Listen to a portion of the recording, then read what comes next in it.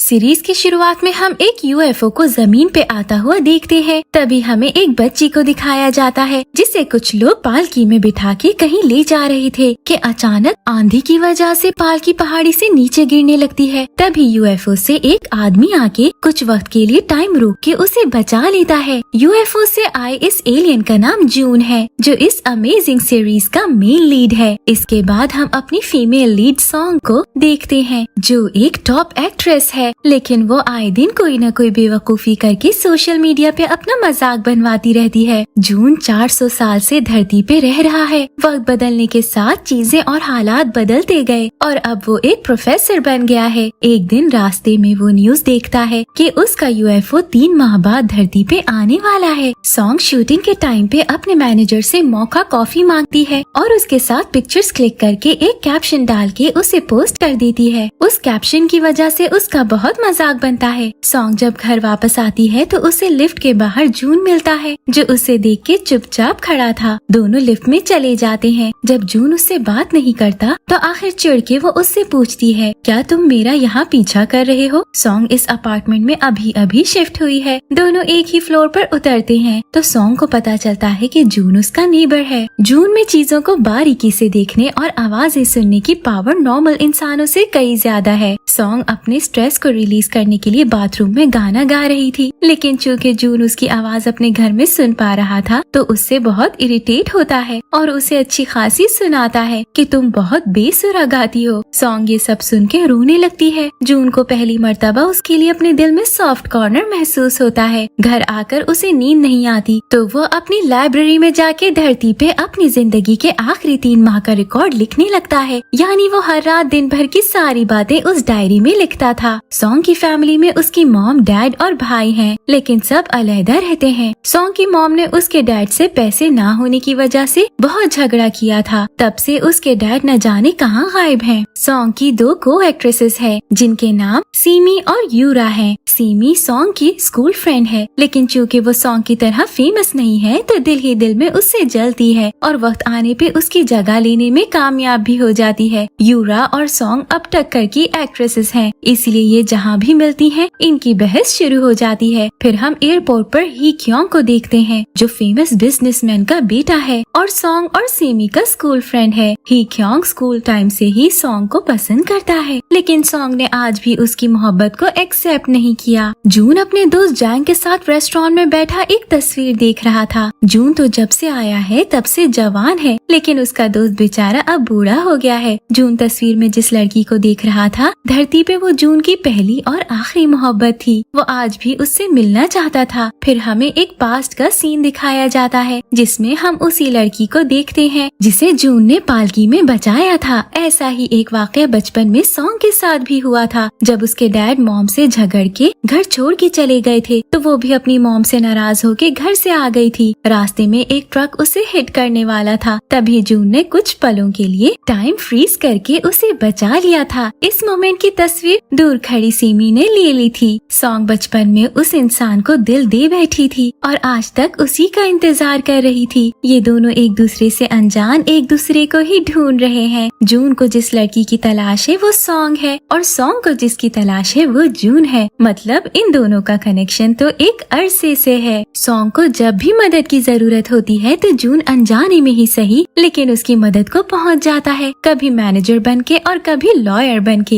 एक दिन cruise ship पे सभी लोग सॉन्ग, सीमी, यूरा, ही क्योंग और ही क्योंग का भाई जय क्योंग किसी सेलिब्रिटी की वेडिंग सेरेमनी अटेंड करने जाते हैं। बाथरूम में यूरा और सॉन्ग फिर से अचानक आमने सामने आ जाती हैं और उन दोनों में बहस शुरू हो जाती है। यूरा अपना क्लच वहीं भूल जाती है। उसके जाने के बाद सॉन्ग की नजर जब क्लच पे पड़ती है तो वो उसे उठा लेती है और वापस करने जाती है। यहाँ वो यूरा और जय क्योंग की बातें सुनती है जो रिलेशन में थे और अब यूरा उससे शादी करने के लिए कहती है। यूरा बहुत खुश थी। उन दोनों को बात करता देख सॉन्ग वापस आ जाती है। सॉन्ग बहुत ज्यादा ड्रिंक करने की वजह से बेहोश होने लगती है। तभी जून आता है और उसे बेड पे लेटा के वापस गायब हो जाता है। इतने ही टाइम में शिप में भगदड़ मच जाती है क्योंकि किसी ने यूरा का मर्डर कर दिया था। सभी सॉन्ग को उसके मर्डर का जिम्मेदार समझते हैं क्योंकि इनकी हमेशा लड़ाई ही रहती थी। शिप में भी दोनों की बहस हुई थी। यूरा की बहन को घर से एक नोट मिलता है जिसमें लिखा था कि वो किसी बात को लेके परेशान है और सुसाइड करने जा रही है। पुलिस और डिटेक्टिव्स इस केस में उलझ के रह जाते हैं कि आखिर ये माजरा क्या है। इस इल्जाम की वजह से सॉन्ग का करियर पूरी तरह खत्म हो जाता है। कोई भी उससे कॉन्ट्रैक्ट करने को तैयार नहीं था। यहीं से सॉन्ग का जवाल और सीमी का उरूज शुरू हो गया था। सारे लीड रोल्स अब सीमी को मिलने लगे थे। सॉन्ग मैनेजर के साथ यूरा के घर क्लच देने जाती है, लेकिन वहाँ मौजूद लोग उसकी वैन पे चीजें फेंकते हैं और यूरा की फैमिली उससे मिलने से मना कर देती है। जून चूंकि हर जगह उसकी मदद करता है तो सॉन्ग जून से कहती है, बताओ मेरे मैनेजर बनने की कितनी पे लोगे। वो कहता है, मैं तुम्हारा मैनेजर नहीं हूँ। एक दिन सॉन्ग को अपने अपार्टमेंट के बाहर यूरा की ब्लड लगी तस्वीर और मरा हुआ चूहा मिलता है जिसे कोई उसके लिए छोड़ गया था। सॉन्ग ये देख के डर जाती है। वो समझ नहीं पा रही थी कि आखिर उसके साथ हो क्या रहा है। ही क्योंग और सॉन्ग की मॉम बैठे सॉन्ग के लिए सरप्राइज बर्थडे प्लान करने की तैयारी कर रहे थे, लेकिन सॉन्ग की मॉम ही क्योंग से कहती है कि तुम सॉन्ग के लिए एक स्पेशल जगह अरेंज करो जो बिल्कुल उसके ड्रीम जैसी हो। ही क्योंग सॉन्ग को पार्टी के लिए इनवाइट करता है। जून उसे छोड़ के चला जाता है, लेकिन दूर से उन्हें साथ में टाइम स्पेंड करते देख के जेलस फील कर रहा था। ही क्योंग सॉन्ग को प्रपोज करता है, लेकिन तभी अचानक से वक्त रुक जाता है और जब कुछ पलों बाद सब नॉर्मल होता है तो सॉन्ग उसे ये कह के इनकार कर देती है कि मेरे साथ कुछ दिनों से बहुत अजीब चीजें हो रही हैं। मुझे बार बार ऐसे लगता है जैसे वक्त मेरे लिए रुक जाता है। मैं पहले तुम्हें हाँ कहने वाली थी, लेकिन अब नहीं। पुलिस ऑफिसर और डिटेक्टिव शिप की सीसीटीवी फुटेज में जून को देख लेते हैं और उसे इन्वेस्टिगेशन के लिए बुलाते हैं, लेकिन वो कहता है कि वो उस टाइम अपने घर पे था। जब वो उसकी लिफ्ट की सीसीटीवी फुटेज चेक करते हैं तो जून अपने अपार्टमेंट में ही था। तो डिटेक्टिव और पुलिस ऑफिसर सोच में पड़ जाते हैं कि इतनी जल्दी शिप से यहाँ आना मुमकिन ही नहीं। सॉन्ग के हाथ से एक दिन गलती से यूरा का क्लच गिरता है जिसमें उसे एक पेन ड्राइव मिलती है। सॉन्ग जब उस पेन ड्राइव को लैपटॉप में लगाती है तो उसमें यूरा को किसी लेडी से बात करता देखती है। असल में ये लड़की जय क्योंग की एक्स वाइफ है जो अब काफी टाइम से गायब है। अब इसके पीछे क्या वजह है ये तो आगे देखेंगे। सॉन्ग गलती से जय क्योंग को यूरा के क्लच के बारे में बता देती है। एक मर्तबा सॉन्ग सीमी से मिलके एक रेस्टोरेंट से निकल रही थी कि अचानक ऊपर से किसी ने उस पे शीशे की बनी चीज फेंक के मारने की कोशिश की, लेकिन जून ने उसे बचा लिया, मगर सॉन्ग बेहोश हो गई थी। जून पुलिस ऑफिसर और डिटेक्टिव के साथ मिलके उस आदमी को पकड़ लेता है जिसने सॉन्ग पे हमला किया था। उधर हॉस्पिटल में एक आदमी डॉक्टर के भेस में आके सॉन्ग की ड्रिप में एक इंजेक्शन डालता है और उसे वहाँ से ले जाता है। जून को पुलिस स्टेशन में कुछ गड़बड़ महसूस होती है। जब वो हॉस्पिटल आता है तो सॉन्ग गायब होती है। फिर जब वो अपनी पावर से उसे सुनने की कोशिश करता है तो सॉन्ग अपनी कार में बैठी थी, लेकिन उसके ब्रेक्स फेल थे और वो पहाड़ी से गिरने वाली थी। तभी जून एक जबरदस्त एंट्री मार के उसे इस मुश्किल से भी बचा लेता है। जय क्योंग का सेक्रेटरी, जिसने जय क्योंग के कहने पे ये सब कुछ किया था, उसे बताता है कि एक आदमी आया और उसे बचा के गायब हो गया। डिटेक्टिव जो इस सारे केस की छानबीन कर रहा है वो सीमी का भाई है। सीमी जब अपने भाई के रूम में आती है तो उसे सीसीटीवी फुटेज वाली पिक्चर में वही लड़का दिखता है जिसने 12 साल पहले बचपन में सॉन्ग की ट्रक से हादसे के वक्त जान बचाई थी। यानी सीमी इस बात से वाकिफ हो जाती है कि ये वही लड़का है, लेकिन पागल सॉन्ग ही ये समझ नहीं पाती, जबकि उसकी तरफ अट्रैक्ट होती रहती है। वो दिल ही दिल में उसके बारे में सोचती है। फिर एक दिन बहुत हिम्मत करके अपने घर की बालकनी में खड़ी होके कन्फेस करती है, लेकिन तब तक जून वहाँ से चला जाता है। जय क्योंग को जब पता चलता है कि वो पेन ड्राइव सॉन्ग के पास है तो वो बहाने बहाने से उसके घर आना शुरू हो जाता है और ऊपर से सॉन्ग पे अब तक जितने भी हमले हुए थे वो सब जय क्योंग ने ही करवाए थे। सॉन्ग एक दिन जब अपने घर आती है तो जैसे ही वो घर में एंटर होती है सारा घर बिखरा हुआ देख के डर के जून के अपार्टमेंट में चली जाती है और उसे पेन ड्राइव वाली सारी बात बताती है। जून भी पेन ड्राइव वाली वीडियो देख लेता है जिसमें एक दूसरी वीडियो भी थी जिसमें यूरा जय क्योंग को बता रही थी कि वो प्रेग्नेंट है, इसीलिए अब उन्हें शादी कर लेनी चाहिए। हे क्योंग जब सॉन्ग और जून को साथ देखता है तो जून को सॉन्ग से दूर रहने को कहता है क्योंकि वो उसकी मोहब्बत थी। जून उसे कहता है पहले तुम सॉन्ग को अपने भाई से तो बचा लो, बाद में मुझसे आके बात करना। हे क्योंग सोचता है जब से यूरा वाला वाकया हुआ है जय क्योंग कुछ ज्यादा ही सॉन्ग के बारे में बात करने लगा है। बिना मतलब बिना बताए उसके घर आ जाता जाता है तो उसे कहीं न कहीं अब अपने भाई पे शक था कि कुछ तो दाल में काला है। अगले दिन ब्रेकफास्ट के टाइम पे हे क्योंग अपने डैड से जे क्योंग की एक्स वाइफ के बारे में पूछता है, लेकिन उसके डैड कहते हैं कि अब उससे हमारा कोई ताल्लुक नहीं, इसलिए हम कुछ नहीं जानते। हे क्योंग जे क्योंग से बात करने के लिए उसके रूम में आता है। जय अपने रूम में नहीं था, तभी उसके नंबर पे किसी की कॉल आती है। प्लीज यहाँ आकर सबको बताओ मैं पागल नहीं हूँ। आवाज किसी लड़की की थी। तभी जे क्योंग आ जाता है और उसका सेल उठाने पर हे क्योंग पे बहुत गुस्सा होता है। जून हाथ में पेन ड्राइव लिए सड़क पे खड़ा था, तभी एक गाड़ी आके उसे टक्कर मारती है। जून जमीन पे गिर जाता है और एक आदमी उसके हाथ से पेन ड्राइव लेके चला जाता है। वो आदमी और कोई नहीं बल्कि जे क्योंग का सेक्रेटरी था। एक कपल उसे सड़क पे देखता है और एम्बुलेंस बुलाता है। जैसे एम्बुलेंस वहाँ आती है तभी जून गायब हो जाता है। सीमी सॉन्ग के घर आती है और उसे कहती है जिसे तुम इतने सालों से ढूंढ रही थी, अब जब वो तुम्हारे सामने है तो तुम क्यों समझ नहीं पा रही। सॉन्ग उसे बातें सुनाती है कि इसमें भी जरूर तुम्हारा अपना कोई फायदा होगा और अपने कमरे में आके जून को कॉल करती है। जब कोई जवाब नहीं आता तो वो उसके घर जाती है। जून के दरवाजे पे ब्लड लगा देख वो अंदर जाती है। जून का खून बहुत बह गया था। सॉन्ग जैंग को बुलाती है, वो उसकी पट्टी करता है। जैंग सॉन्ग से कहता है जितना हो सके जून से दूर रहो क्योंकि वो 3 माह बाद जाने वाला है। पुलिस ऑफिसर सॉन्ग से इन्वेस्टिगेशन के लिए आता है तो वो उसे जे क्योंग और यूरा के रिलेशनशिप के बारे में बता देती है। हे क्योंग घर में डिनर करते समय जे क्योंग के फोन का पासवर्ड देख लेता है। बाद में वो उसके फोन से वही नंबर ले लेता है जिसकी कॉल उसने रिसीव की थी। हे क्योंग उस नंबर पे कॉल करता है। वो नंबर एक मेंटल हॉस्पिटल का था। हे क्योंग कहता है मुझे मिनजू पेशेंट के बारे में जानना है, लेकिन वो उसे कुछ भी नहीं बताते। मिनजू जे क्योंग की एक्स वाइफ है। पुलिस अब जे क्योंग से इन्वेस्टिगेशन के लिए ऑफिस आती है, लेकिन वो इस बात से साफ इनकार कर देता है कि यूरा उसकी गर्लफ्रेंड थी। जे क्योंग कहता है कि वो जस्ट हमारी कंपनी की मॉडल थी और हम जस्ट ऑफिशियल मीटिंग्स के लिए मिलते थे। जून सॉन्ग को बताता है कि वो एक एलियन है और पिछले 400 साल से यहाँ रह रहा है। अगर तुम्हें ऐसा लगता है कि मैं तुमसे प्यार करता हूँ तो ऐसा बिल्कुल भी नहीं है। जून उसे अपने एलियन होने की बात इसीलिए बताता है कि ये मुझसे डर के खुद ही दूर चली जाए ताकि बाद में हर्ट ना हो। हे क्योंग मेंटल हॉस्पिटल जाता है, लेकिन उसे वहाँ अपने भाई की एक्स वाइफ नहीं मिलती। जून वो पेन ड्राइव पुलिस और डिटेक्टिव को दे देता है और कहता है कि इससे आपको इस केस को सुलझाने में मदद मिलेगी। सॉन्ग एक्शन सीन करने के लिए सेट पे जाती है, लेकिन अचानक से सीन के दौरान एक हादसा हो जाता है। हे क्योंग भी वहाँ मौजूद था। वो उसे बचा लेता है, लेकिन ज्यादा चोट आने की वजह से वो आईसीयू में चला जाता है। सॉन्ग के डैड भी हॉस्पिटल आ जाते हैं और उसकी मॉम उसे रोकने का बोलती है, मतलब अब उनमें सब ठीक होने वाला है। जून सॉन्ग से मिलने हॉस्पिटल आता है और उसे फोरहेड किस करता है। जून जब ठीक होता है तो उस वाकये की इंक्वायरी करने के लिए उसी जगह आता है जहाँ ये हादसा हुआ था। हे क्योंग सारे मैनेजमेंट स्टाफ की लिस्ट निकलवाता है जिसमें जे क्योंग के सेक्रेटरी का नाम भी था, तो उसका शक यकीन में बदल जाता है कि इस हादसे के पीछे उसके भाई का हाथ है। डिटेक्टिव और पुलिस ऑफिसर जे क्योंग की वाइफ को ढूंढने मेंटल हॉस्पिटल जाते हैं, लेकिन जे क्योंग उसे वहाँ से निकाल लेता है, मगर बाद में फिर जून की मदद से वो उन्हें तलाश करने में कामयाब हो जाते हैं। पुलिस ऑफिसर, डिटेक्टिव और यहाँ तक कि हे क्योंग भी अब ये जान गया था कि इसमें कोई तो पावर है, जबकि एंड में वो जान जाते हैं कि ये एक एलियन है। जून और सॉन्ग दोनों अब साथ में दोबारा टाइम स्पेंड करने लगते हैं। सॉन्ग कहती है मैं चाहती हूँ जब हमारे रिलेशनशिप को 100 दिन पूरे हो जाएं तो तुम मुझे एक अच्छा सा गिफ्ट दो, हम किसी अच्छी जगह डिनर करें। जून के जाने में अब बस 1 माह बाकी था, इसलिए सॉन्ग कहती है कि वो इस 1 महीने में अपनी पूरी जिंदगी जीना चाहती है। जे क्योंग की वाइफ सीमी के घर रह रही थी। हे क्योंग जे क्योंग से कहता है तुमने मेरी वाइफ को कहाँ छुपा रखा है, लेकिन हे क्योंग कुछ नहीं बताता। हे क्योंग परेशान होके अपनी गाड़ी के पास खड़ा कुछ सोच रहा था। उसके हाथ में एक पेन था जो उसके बड़े भाई ने उसे ग्रेजुएशन कंप्लीट होने की खुशी में देना था, लेकिन उससे पहले ही उसकी मौत हो जाती है। यहाँ हमें पता चलता है कि हे क्योंग का एक बड़ा भाई और भी था जिसकी डेथ हो चुकी है। उसकी मौत बज़ाहिर तो खुदकुशी लग रही थी, लेकिन हकीकत क्या है ये कोई नहीं जानता। हे क्योंग पेन को देख रहा था कि उसमें से अचानक एक वॉइस चलने लगती है जो जे क्योंग की थी, जिसमें वो अपने बड़े भाई से कह रहा था कि सारी प्रॉपर्टी पे कब्जा करने के लिए आपका रास्ते से हटना जरूरी है। हे क्योंग अपनी भाभी से मिलने आता है जो कहती है कि वो पिछले 7 साल से ऐसे गुनाह की सजा भुगत रही है जो उसने उसने की ही नहीं। यहाँ हमें पता चलता है कि उसने पेन की रिकॉर्डिंग सुन ली थी, जिसके बाद जे क्योंग ने उसे डराना धमकाना शुरू कर दिया था ताकि वो खामोश रहे। जे क्योंग और उसके सेक्रेटरी को पुलिस अरेस्ट कर लेती है। सभी मीडिया वाले भी वहाँ मौजूद थे, मतलब वो पूरी तरह से एक्सपोज्ड हो चुका था। हे क्योंग और जून भी वहीं मौजूद थे। जे क्योंग हंसते हुए उसे कहता है कि मैंने तुम्हें कहा था अगर मुझे कुछ हुआ तो सॉन्ग भी नहीं बचेगी। अब चूँकि वो रेस्टोरेंट में है तो समझो वो मैजिकल ड्रिंक पहुँच गया होगा। जून सब कुछ फ्रीज करके वहाँ से गायब हो जाता है और रेस्टोरेंट में टेबल पे जा गिरता है। सॉन्ग की तबीयत ड्रिंक पीने की वजह से खराब होने लगी थी। वो उसे लेके फिर गायब हो जाता है। उसे अब विजिबल और इनविजिबल होते हुए सब देख रहे थे।